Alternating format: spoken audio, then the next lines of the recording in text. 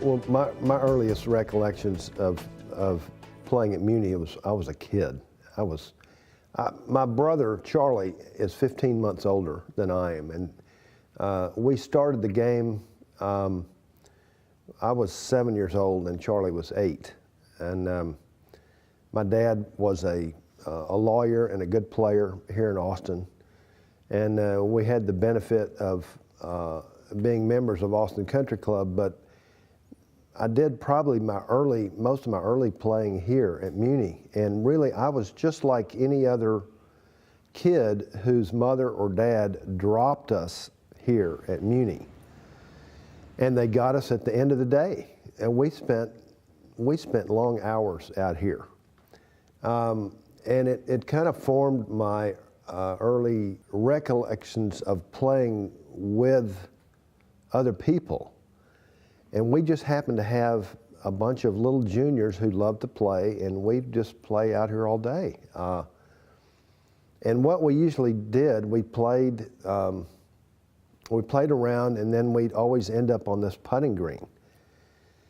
And we always were very aware of Harvey Pinnock when he started us out in the game, of the value of the little short game. So we chipped and putted a lot, but we'd always end up with a little putting match here at Muny.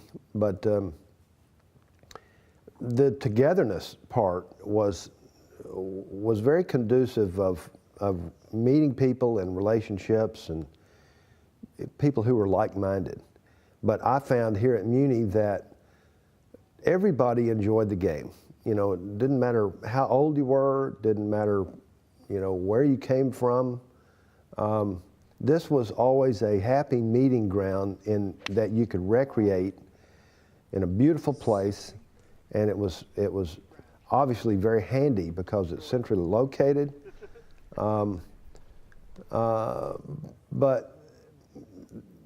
I guarantee you could ask anybody who plays at Muny, who played at Muny when they were a kid, they have sort of deep thoughts about it, because it was it's a playground. You know, we did other things here at Muny. We played, when the first hole here that went up north was not busy in the fall, we'd throw the football around on the first fairway. So there was all sorts of, people were always just here. I think the important milestones that I had was that when I was 10 years old, I shot a 74 out here, and I was going to Cassis Elementary.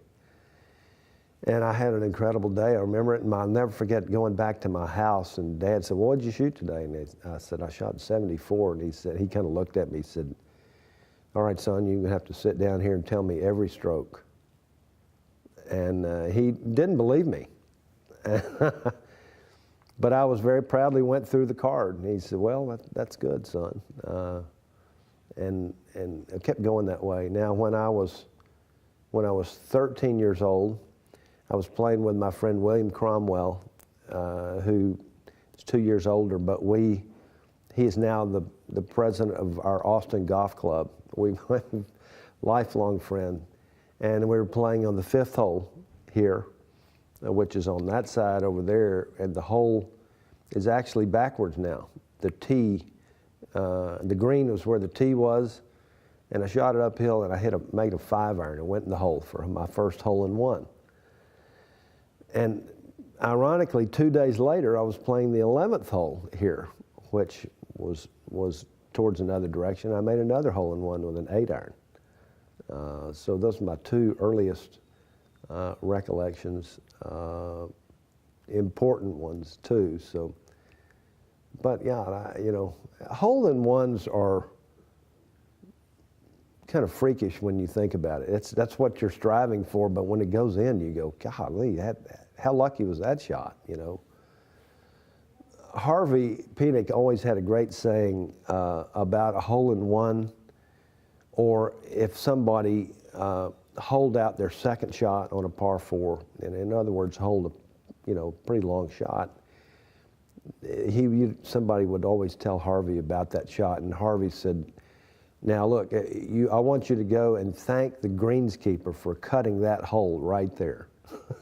Otherwise, that was a nice way of alluding to that hole out. Part of the beauty of what people, what strikes them when they play the course, they just say, God, you've got some magnificent trees, especially oak trees. We've got, Austin's blessed with some specimen oaks that people know are historical, and they've read about them, and people revere them. Well, we've got some of the very best here at Muny. I mean, not only around the clubhouse here, that oak there, as oaks go, people say, well, they do preservation and age on oak trees. I guarantee you that's 200 or 300 years old. But there's some specimens down on number 6 that are just magnificent. They're enormous. But this place is special because it's beautiful, number one. It has when you look out across the holes, you see the hills in the background, the lakes nearby. So from that aspect, I think it's very peaceful, and its surroundings they add a calmness to your life that if it were not here, it would be devoid of something that we've all enjoyed as a precious asset. So obviously those factors are some of the top reasons why people want to cling on to it and save it and provide it for future generations. Well, my involvement with saving Muny was always, obviously from a preservation standpoint. Obviously I'm a golfer.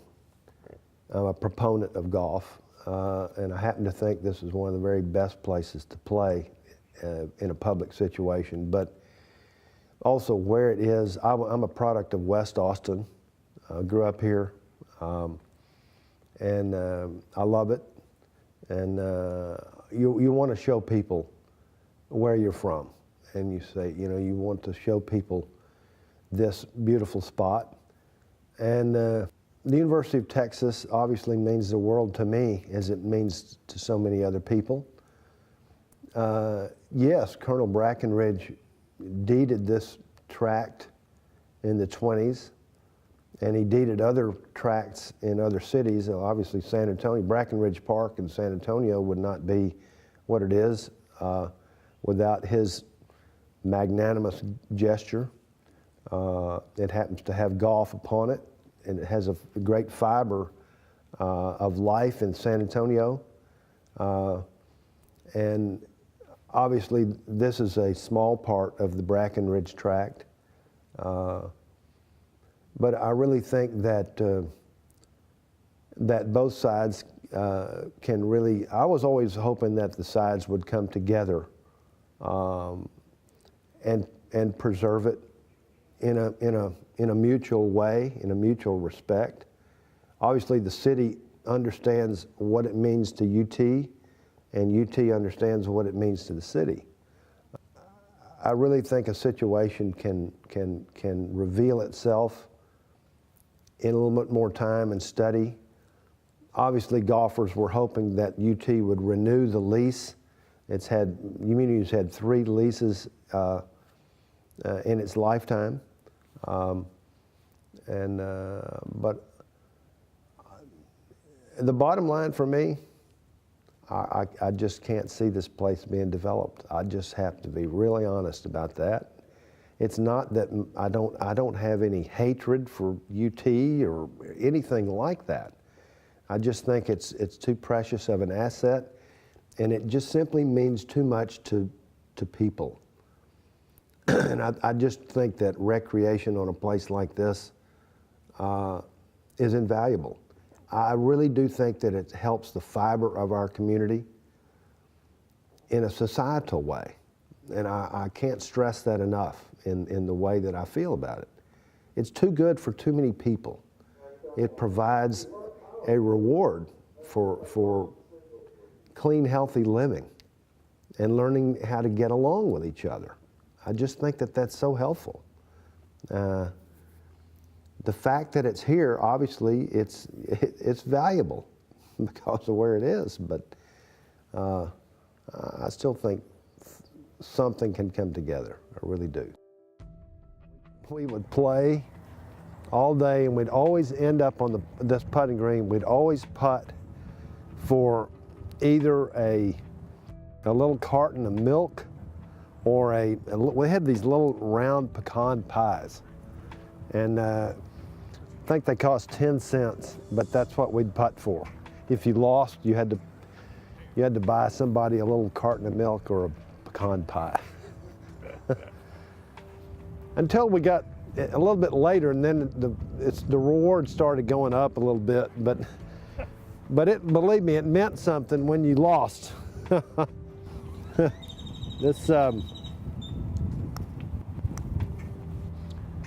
This putter I've had my whole life, and I got it for my 15th birthday, and my dad bought it for me as a birthday present when I was 15, right here at Muny. And this putter won the '84 Masters. And I've got 13 of these 8802s, but they don't feel like this one. And I putted with it my whole life. But I got it right out of the golf shop here for $15. So I had a good return on investment. It's a very special putter.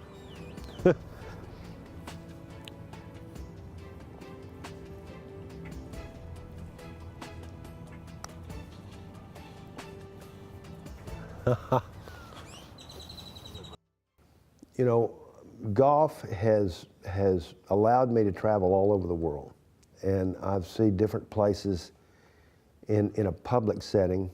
Obviously, I've been to private clubs all the way, you know, from Australia to Japan and the British Isles, but I've also seen public situations where every time that I go to either England or Australia, I always see people in their 70s and 80s. They're out there playing golf, and they're in a pretty golf course, public. But I start thinking of cities that I've been to, cities that have great parks. You go to Memorial Park in Houston, and you go to City Park in New Orleans, and you have Brackenridge Park in San Antonio, and you have Bethpage Park in New York on Long Island. You have Harding Park in San Francisco. Golf and the parks are mutual together. They provide not only, yes, there are places to play golf, but the park systems themselves mean so much to their cities. No one could imagine New York without Central Park, although golf is not played on it. But you can imagine what New York would be without it. So parks mean so much to so many people, especially in an urban atmosphere. They're important. They're a long-living legacy of those planners who, yes, it was provided for the mental health of their people in their way of life. I mean, if anything, they wanted people to escape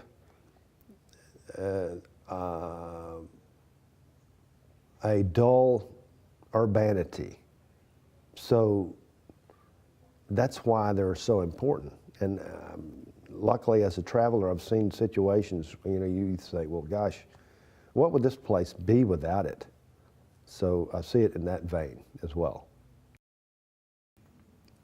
In people's minds, if they go back to the beginning and Colonel Brackenridge being the benefactor and giving the gift, I suppose people will argue with semantics. That is their right to do so, but it always had said the highest and best use. I just don't think that, in my opinion, I think maybe Colonel Brackenridge, after all these years, would say, I generously applaud those that be that this place is here in such a pretty setting. Yes, one could argue that strongly. Some people think that it means something else, possibly in terms of a monetary situation. That could always be argued, but I don't think that, I think there are a lot of people who also believe that in this precious asset and how it's intertwined with the city of Austin and its practitioners in the form of golf and other recreation, I think that he would probably nod and say that's a wonderful use of this property. I think that in the end result, for the beauty of its land, its asset to the community in terms of not only enjoying a game of golf, but how it means the wealth of its people. It's an asset to be preserved, and I'm foursquare of saving Muny.